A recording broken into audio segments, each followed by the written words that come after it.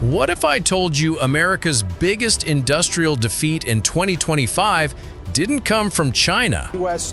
will add an additional 25% tariff to 50% on steel and aluminum coming into the U.S. The United States made the broad statement of tariffs between 25% and 50% on steel and aluminum imports, and overnight the cost of everything built out of aluminum began to increase for American consumers. Factory lights were being extinguished prematurely in Ohio. Forklifts stood still in Kentucky.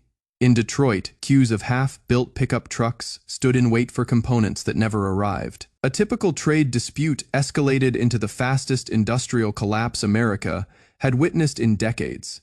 And if this thread was pulled completely loose, it wouldn't be merely about aluminum.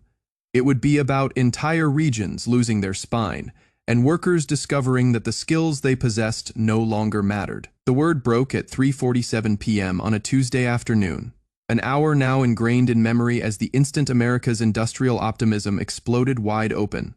The Canadian Ministry of International Trade announcement was polite in language but devastating in its impact. It was declared that all imports of aluminum from certain sources would be subject to stern examination and possible suspension. Hours later, futures markets were in disintegration. Aluminum prices on the London Metal Exchange rose 23% in a day, the steepest single-day increase in over 15 years.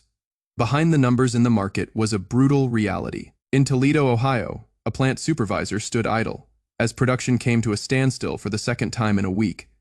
"We have approximately 3 days' worth of material left," she conceded. "After that, we'll be sending people home." The auto industry was the first to suffer. General Motors slowed production at 4 plants. Ford delayed the launch of its new pickup truck. Tesla, despite public claims about supply chain security, quietly rationed aluminum for its Cybertruck line. And it was not just automobiles. Boeing discovered that 60% of its aerospace-grade aluminum had been cut off. Lockheed Martin was experiencing issues with missile programs.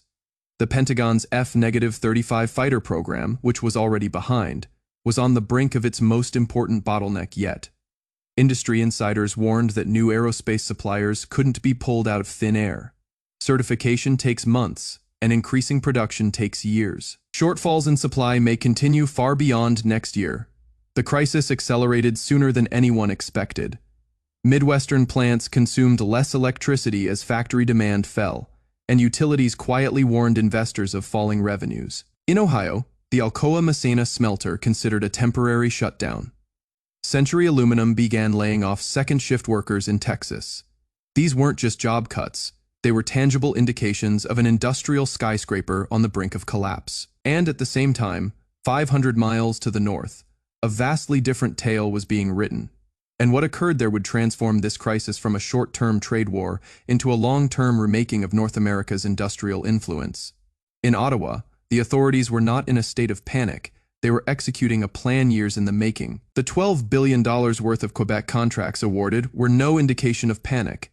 They were part of a well-thought-out plan, put in place at the perfect moment to keep Washington guessing. At Rio Tinto's facility in Alma, Quebec, the plant manager watched aluminum ingots roll off the line toward buyers in Germany, Japan, and South Korea. "We're running at 98% capacity," he said proudly. Just 2 years earlier, 70% of that output would have gone south to the U.S. now. The factory was fully booked with overseas contracts through 2027. The size was enormous. The European Union committed to buying 2.4 million tons of aluminum from Quebec annually, a 340% boost from pre-crisis levels. Japan's Mitsubishi Heavy Industries signed a 7-year, $3.2 billion contract. South Korea's POSCO signed deals until 2029. These were not crazed buys from frightened clients. They were 7-year strategic purchases predicated on one key benefit America could not provide: carbon-neutral production powered only by Quebec's hydroelectric network.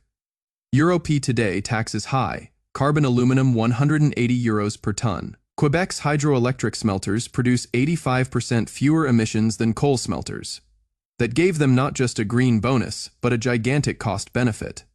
The math was vicious to American producers. While U.S. firms were hammered with penalties in European markets, tariff-free Quebec aluminum flowed in and often sold at premium prices. And Ottawa's greatest coup wasn't so much the sale of the aluminum as ensuring the future of an entire industry before America scrambled to keep it. Quebec was building something far greater than simple trade treaties. It was building the infrastructure to circumvent American soil entirely. The Port of Quebec was undergoing a $2.8 billion modernization with the specific goal of exporting enormous quantities of aluminum from the Atlantic and Pacific shores without ever stepping foot in the United States. New deepwater piers could handle 85,000-ton cargo ships. Automated loading facilities cut turnaround times by almost half. Above all, a dedicated rail connection linked Quebec's 3 largest smelters into international shipping routes directly. "We don't have to rely on anyone else's infrastructure anymore," said Claire Bossard, director of the Port Authority. "Our aluminum goes from Quebec to Hamburg, Osaka, or Busan without passing through one foreign border until it gets to where it is going." The strategic implications were gigantic. Canada had for a long time been hostage to American trade policy, because so much of its exports traveled on American roads, rail, and ports. That weakness disappeared. And aluminum was not even in the picture. The same infrastructure was being contemplated for shipping lithium from new mines, rare earths from increased production, and high-value materials from Quebec's growing green tech industry.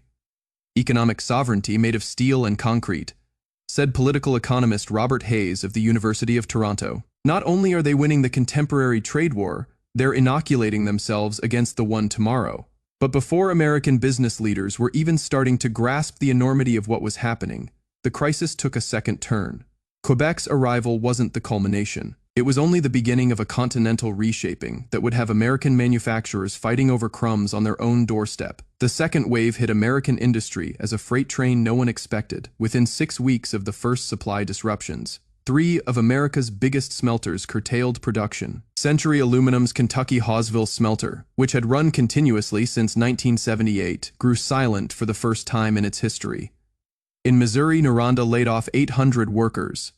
Alcoa's Tennessee operations were cut back to 60% capacity. To the workers, the explanation sounded hollow.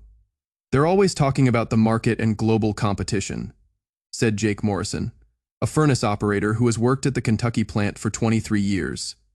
"But we know what happened. Our buyers found suppliers who don't have to worry about the price of electricity or environment regulations or politics. And those suppliers are sitting on some of the cheapest, cleanest power in the world." The economic geography of North America was being rewritten on the fly. Hydro smelters in Quebec operated at energy costs roughly 40% lower than their counterparts on the other side of the border. While American plants had to pay around 8 cents a kilowatt hour, Quebec negotiated long-term rates in the range of 5 cents. That meant hundreds of dollars per ton saved. But the real devastation wasn't in the smelters. It was downstream. Auto parts makers discovered they could not get contracts abroad when their aluminum costs were 25% higher than Quebec metal-based rivals' charges. Aerospace manufacturers had their production schedules tied in delays that simply Canadian-funded rivals did not face. Construction was bleeding too. In Chicago, Milwaukee, and Detroit, contractors faced stalled housing projects and postponed commercial builds because aluminum window frames, roofing panels, and structural supports had become scarce and expensive. "We're not just losing jobs," warned Michigan development official Lisa Chen. "We're losing entire industries. The knowledge, the expertise, the specialized skills. Once those move north, they don't come back." That brain drain was already in progress. Engineers from shuttered U.S. plants were getting job offers from Quebec. 30% higher pay and even assistance with housing. Metallurgical specialists were traveling north for interviews at facilities that no longer existed in their hometowns. At Bombardier's aerospace plant in Montreal, hiring manager Sophie Dubois described the wave of American applicants. "We're getting